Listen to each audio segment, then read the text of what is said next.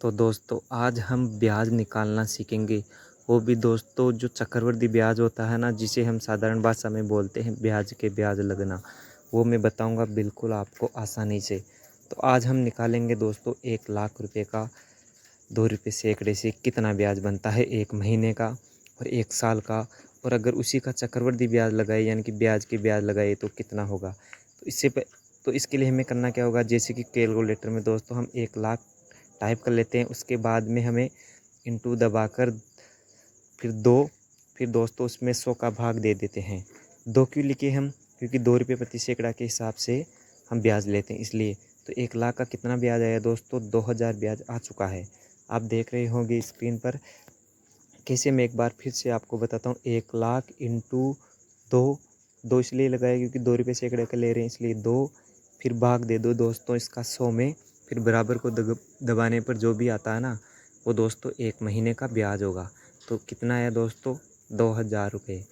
तो अगर 1 महीने का 2,000 रुपये आया है, तो अब हम अगर ऐसे मानो 5 महीने का ब्याज निकाले तो 2,000 इंटू 5, बस दोस्तों कितना हो गया, बराबर को दबाओ, कितना होगा 10,000 रुपये।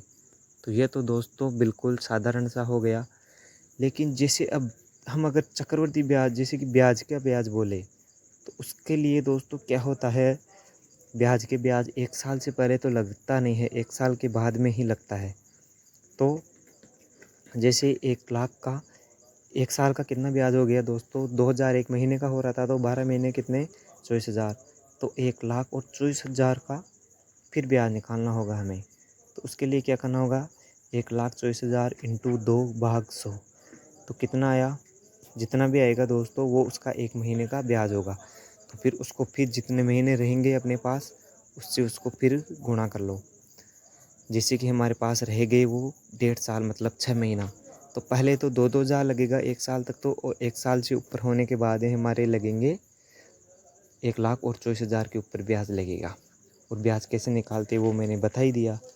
तो इस प्रकार दोस्तों टोटल रुपए होंगे 1,38,880 रुपये। ये हमें देने होंगे 1 साल और 6 महीने में 1,00,000 रुपये का।